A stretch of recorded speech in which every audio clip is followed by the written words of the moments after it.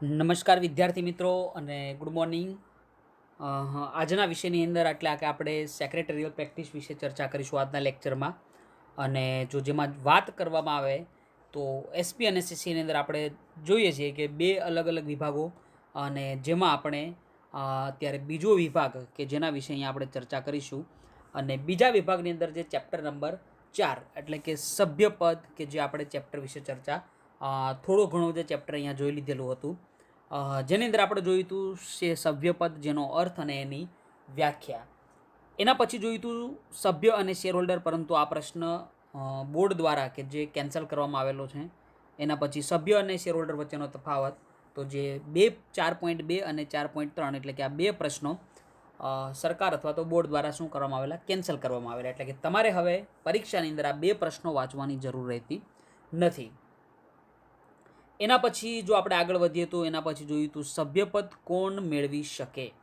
અને સભ્યપદ કોણ મેળવી શકે એની અંદર આપણે જોયું હતું કે જે અલગ અલગ અહીંયા 8 પોઈન્ટ હતા કે જીવંત વ્યક્તિ એટલે કે તમે અને હું, આપણે જીવંત વ્યક્તિ કહેવાય કે આપણે જે કહેવાય કે કંપનીનું સભ્યપદ મેળવી શકે. એના પછી પેઢીના ભાગીદારો, પેઢી પોતે અહીંયા કોઈ પણ કંપનીનું સભ્ય બની શકતી નથી, પણ એના ભાગીદારો વ્યક્તિગત રીતે અથવા તો પોતે એક કહેવાય કે સામૂહિક રીતે શું બની શકે, સભ્યો બની શકે. એના પછી હિન્દુ વિભક્ત કુટુંબ કે જેની અંદર એનો કર્તા કે જે સભ્ય બની શકે. તો એવી રીતે આપણે અહીંયા ટોટલ જે 7 સુધી કે કંપનીમાં પણ જોયું હતું કે એની ગૌણ કંપની હતી. અને જો એના પછી જોઈએ તો સભ્યપદ મેળવવાની રીત, એટલે કે આ પોઈન્ટથી અંદર જે આપણે આજથી ચાલુ કરીશું, આજના લેક્ચરથી આ પોઈન્ટ આપણે ચાલુ કરીશું. તો જોઈએ આપણે અહીંયા કે સભ્યપદ,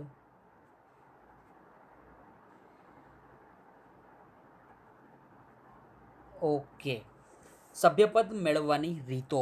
તો મિત્રો આપણે જોયું કે હમણાં કે કોણ કોણ વ્યક્તિ કે જે સભ્યપદ મેળવી શકે. તો સભ્યપદ મેળવવાની રીતો એના વિશે આપણે અહીંયા ચર્ચા કરીશું. કંપનીના શેર ધારણ કરનાર દરેક વ્યક્તિ કે જેમનું નામ સભ્યપત્રકમાં નોંધેલ હોય તે સભ્ય ગણાય છે. એટલે કે મિત્રો આપણે પહેલેથી જોઈએ છીએ કે જો સભ્યપત્રકની અંદર જે વ્યક્તિનું નામ હોય તે વ્યક્તિ જે તે કંપનીનો સભ્ય ગણાય. અને જો આમાં નામ ન હોય પરંતુ જો ડિપોઝિટરી પાર્ટિસિપેટ પાસે જો એનું નામ હોય તો પણ એ કંપનીનો સભ્ય ગણાય.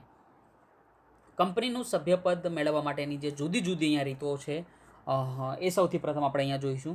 જેમાં સૌથી પહેલાં જોઈએ તો આવેદનપત્રમાં સહી દ્વારા, એટલે કે જે કંપનીનું આવેદનપત્ર હોય, આ આવેદનપત્રની સ્થાપનાની કલમમાં સહી કરનાર વ્યક્તિ નોંધણીનું પ્રમાણપત્ર મેળવી આપોઆપ સભ્ય બને છે.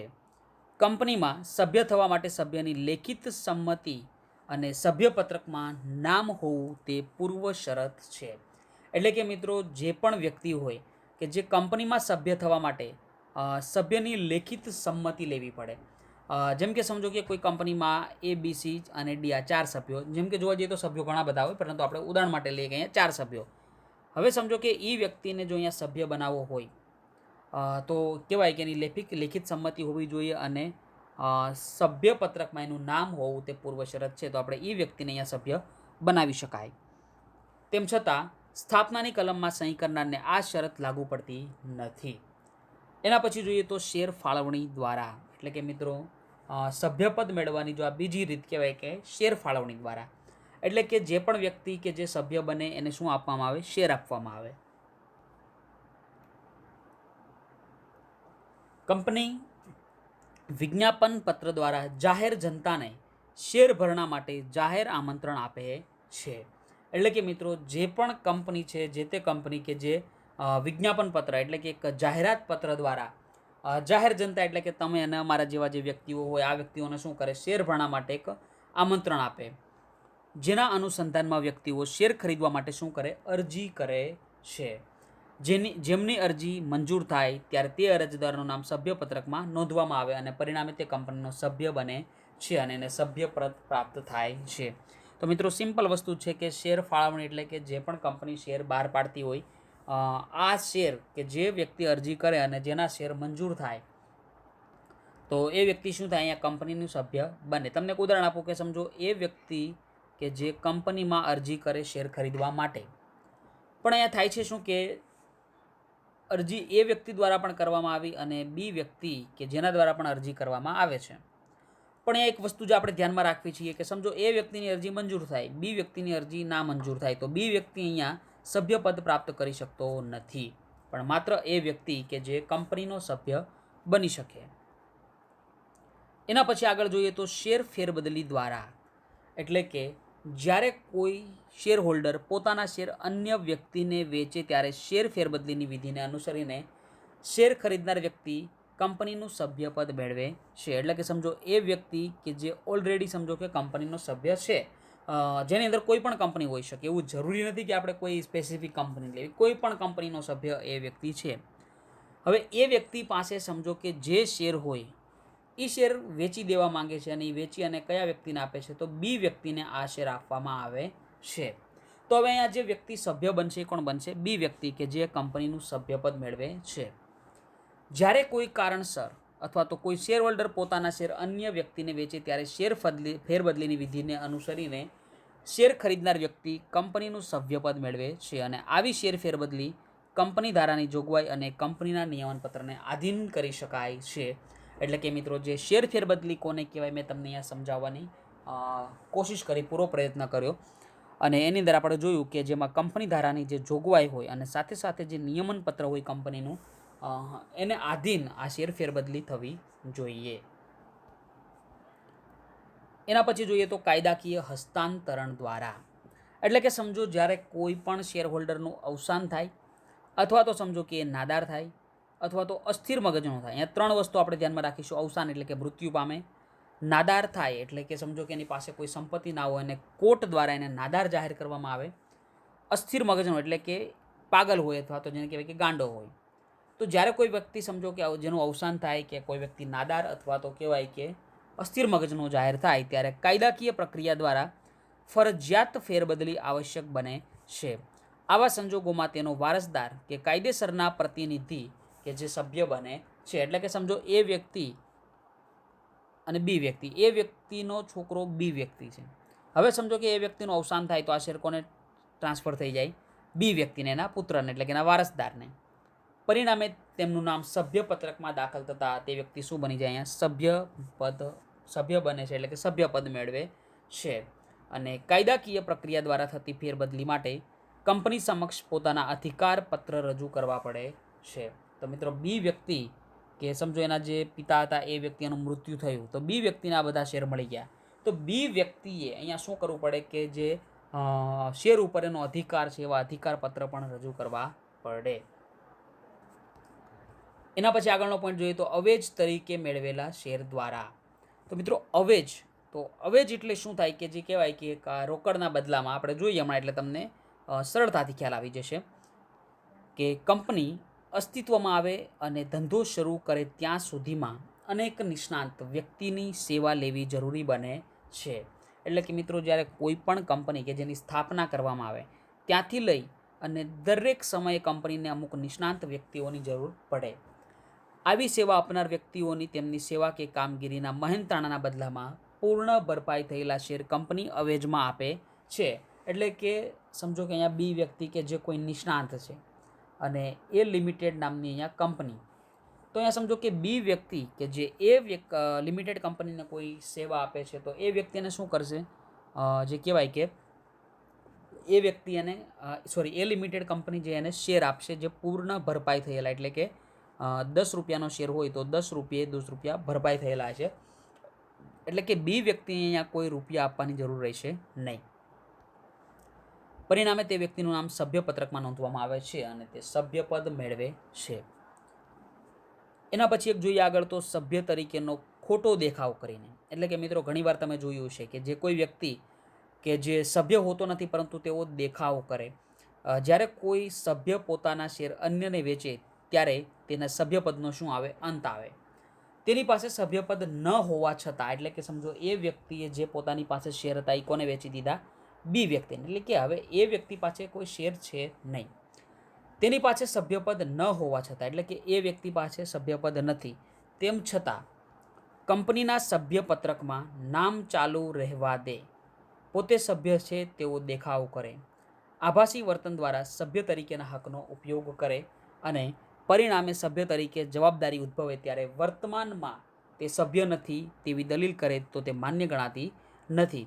એટલે કે મિત્રો અત્યાર સુધી આ વ્યક્તિ દ્વારા એવો ઢંઢેરો પીટવામાં આવેલો કે પોતે આ કંપનીનો સભ્ય છે, પણ જ્યારે કોઈના ઉપર જ્યારે જવાબદારી આવે, કોઈ જવાબદારી ઉદ્ભવે ત્યારે તે વ્યક્તિ એમ કહે કે આ હું સભ્ય નથી, તો આ દલીલ માન્ય ગણાય નહીં, કારણ કે કાયદાની દ્રષ્ટિએ તેને સભ્ય તરીકેના હક મળતા નથી, પરંતુ સભ્ય તરીકે જવાબદાર બને છે.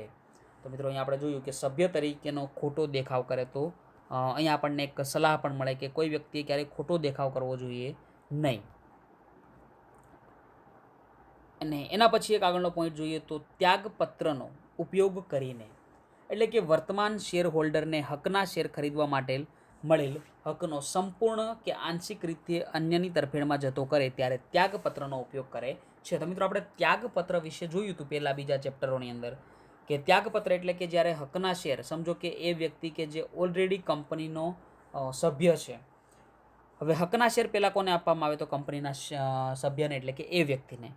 પણ અહીંયા શું થાય કે એ વ્યક્તિ દ્વારા સમજો કે ત્યાગપત્ર કરી અને આ શેર લેવા માગતો નથી, તો અન્યની તરફેણમાં આ શેર જઈ શકે. ત્યાગપત્રને આધારે જે વ્યક્તિનું નામ દર્શાવેલ હોય તે શેર હોલ્ડર બને છે અને કંપનીને સભ્યપત્રમાં નામ નોંધાવવા માટે વિનંતી કરે છે. કંપની તેને માન્ય કરી સભ્યપત્રકમાં નામ નોંધે ત્યારે તેને સભ્યપદ પ્રાપ્ત થાય છે. તો મિત્રો આપણે અહીંયા જોયું ત્યાગપત્ર એટલે કે હકના શેર જ્યારે આપવામાં આવે ત્યારે તેનો જો એ વ્યક્તિ દ્વારા શું કરવામાં આવે, ત્યાગ કરવામાં આવે. એના પછી આગળ જોઈશું તો રૂપાંતર પાત્ર ડિબેન્ચર ધારક દ્વારા, એટલે કે સમજો કે મિત્રો કોઈ કંપની દ્વારા ડિબેન્ચર બહાર પાડવામાં આવે, પણ આ ડિબેન્ચર કેવા છે કે રૂપાંતર પાત્ર, એટલે કે એનું જે શેરમાં શું થાય, રૂપાંતર થાય. તો મિત્રો જો ડિબેન્ચર ધારક પાસે રૂપાંતર પાત્ર ડિબેન્ચર હોય અને નિશ્ચિત મુદ્દતે ડિબેન્ચર ઇક્વિટી શેરમાં શું કરે અને રૂપાંતર પામે, ત્યારે તે ડિબેન્ચર ધારક ઇક્વિટી શેર ધારણ કરવાથી શું બની જાય, સભ્ય બની જાય અને સભ્યપત્રકમાં તેનું નામ શું થાય, દાખલ કરવામાં આવે છે. કારણ કે આપણને ખબર છે કે ઇક્વિટી શેર હોલ્ડર એ કંપનીનો માલિક છે, એટલે કે કંપનીનો સભ્ય બની જશે. અને એના પછી આગળ જોઈએ તો સ્વેટ ઇક્વિટી શેર દ્વારા, એટલે કે કંપની તેના સંચાલકો, કર્મચારીઓ અને વિશિષ્ટ જ્ઞાન ધરાવતા કર્મચારીઓને વટાવ કે જેને આપણે ઇંગ્લિશમાં કહેતા હોઈએ છીએ ડિસ્કાઉન્ટ, અને રોકડ સિવાયના અવેજથી, એટલે કે એની પાસે કોઈ પૈસા લેવામાં આવતા નથી, જે હમણાં આપણે આગળનો એક પોઈન્ટ જોયો હતો, તો તેને શું કહેવાય, સ્વેટ ઇક્વિટી શેર કહે છે. અને આ પ્રકારના શેરધારકનું નામ સભ્યપત્રકમાં નોંધ કરવાથી સભ્યપદ પ્રાપ્ત કરી શકે છે. તો મિત્રો અહીં આપણે ટોટલ જે 9 અલગ અલગ રીતો જોઈ કે કઈ રીતો દ્વારા જે તે વ્યક્તિ કંપનીનો સભ્ય બની શકે, કંપનીનું સભ્યપદ પ્રાપ્ત કરી શકે. હવે આપણે જોઈશું અહીંયા સભ્યપદનો અંત. તો આપણે અહીંયા જે ટોટલ 8 મુદ્દાઓ આપેલા છે કે કઈ રીતે સભ્યપદનો અંત થઈ શકે. જોઈએ એની અંદર કે જ્યારે કંપનીના સભ્યપત્રમાંથી સભ્યનું નામ રદ થાય ત્યારે તે વ્યક્તિના સભ્યપદનો અંત આવે છે. આ અંગેના વિવિધ સંજોગો નીચે મુજબ દર્શાવી શકાય. તો મિત્રો જે આપણે જોયું આગળ કે કઈ રીતો દ્વારા સભ્યપદ પ્રાપ્ત થઈ શકે, તો એનાથી અહીંયા કંઈક ઉલટું હશે, એટલે કે મોટાભાગના જે અર્થ હશે સરખા જ હશે. જોઈએ એના વિશે આપણે અહીંયા કે સૌથી પહેલાં શેર ફેરબદલી દ્વારા.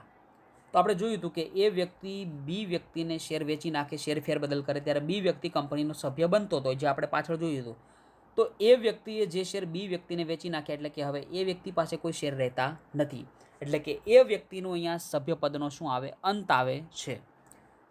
કંપનીનો સભ્ય પોતાના તમામ શેર અન્ય કોઈ વ્યક્તિ કે વ્યક્તિઓને વેચે ત્યારે શેરની ફેરબદલી પ્રક્રિયાને આધારે શેર વેચનારનું નામ સભ્યપત્રમાંથી શું થાય, રદ થાય, એટલે કે એ વ્યક્તિનું નામ શું અહીંયા થઈ ગયું હતું, રદ. મેં તે જ તમને એક ઉદાહરણથી સમજાવવાના પ્રયત્ન કર્યા હતા. પરિણામે વેચનારનો સભ્યપદ અહીંયા શું થાય, એનો અંત આવે. કાયદાકીય હસ્તાંતરણ દ્વારા, એટલે કે મિત્રો સમજો કે કોઈ વ્યક્તિનું અવસાન થાય, નાદાર જાહેર થાય કે અસ્થિર મગજનો થાય, તો ત્યારે કાયદાની પ્રક્રિયા દ્વારા શેર માલિકી તેના કાયદેસરના પ્રતિનિધિત્વને મળે. પરિણામે મૂળ સભ્યના સભ્યપદનો અહીંયા શું આવે, અંત.